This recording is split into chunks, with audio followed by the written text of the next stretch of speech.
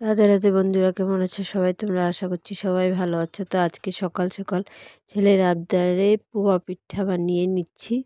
তো পিঠা বানিয়ে আমি সোজা রান্নাটাও বসিয়ে দিয়েছি, কারণ ঘরে কাজ হচ্ছে, অনেক কাজ আছে গুছানো টোছানোর।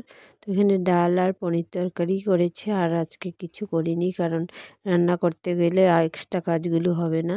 তো এখানে ইন্দুরে মাটি উঠিয়ে দিয়েছিল বাইরের থেকে, হোল করে সুরং করে ঘরে এসে মানে অনেক মাটি উঠিয়েছে, মাটিগুলো ফেলে টেলে এখানে আবার সুন্দর করে পাকা করা হচ্ছিল। আর এদিকে আমি রান্না করছিলাম, আর একটু পর পর গিয়ে দেখছিলাম। তো অনেক গরম পড়েছে, তাই হাজব্যান্ড আর বর কাজ করছে বলে একটু শশা কেটে ওদেরকে খাইয়ে দিয়ে আসলাম মুখে তুলে, কারণ হাতটা নোংরা, খেতে পারবে না।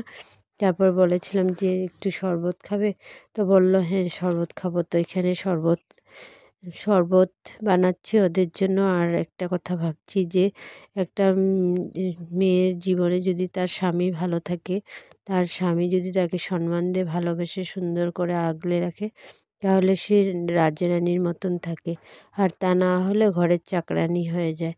আর তখন তার বাচ্চা থাকার একটাই কারণ থাকে, তার সন্তান। তার সন্তানের জন্য আর মা বাবার সম্মানের জন্যই সে বেঁচে থাকে।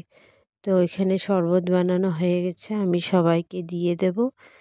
তো একটু খেয়ে দেখলাম যে কীরকম লাগে, কীরকম হয়েছে টেস্ট। তো ভাত ঠিকই হয়েছে। তো এই যে দেখেন এইগুলোও করছে, ঘরের কাজ শেষ হয়ে গেছে। তারপরে এদিকে পুরো বারান্দারিতে ওয়াল ওঠাচ্ছে অল্প করে, কারণ বৃষ্টি দিলে আমাদের ঘরে জল ঢুকে যায়। এভাবে ওয়ালটা দেওয়ার ফলে কি হবে, ঘরের ভিতরে আর জল ঢুকতে পারবে না। তাই তো এখানে আমি ঘরটর গুছিয়ে নিলাম, আবার সুন্দর করে সব জিনিস সব জায়গার মতো রেখে ঘরটর গুছিয়ে নিয়েছি। অনেক কাজ করতে হয়, একটু কাজ যদি ঘরের মধ্যে করে না, অনেক কাজ বেড়ে যায়। গুছানো গাছানো পরিষ্কার করা মানে অনেকটাই সময়ই লেগেছে। তো আপনাদের সামনেতে একটু সময়ের মধ্যে আমি সব কিছু দেখিয়ে ফেলেছি, কিন্তু কাজটা করতে এত অল্প সময় লাগেনি, অনেক সময়ই লেগেছে। আর এদিকে সন্ধ্যার পরে খুশি ডান্স করছিল, ওর ছোটদা ভাই গান চালিয়েছিল আর ও নাচছিল। তো আজকের এই মিনি ব্লগটা আমি এখানেই শেষ করব। কেমন লেগেছে অবশ্যই কমেন্ট করে বলবেন। বাই, রাধে রাধে। আবার একটা নতুন মিনি ব্লগের সাথে আপনাদের সঙ্গে আবারও দেখা হবে।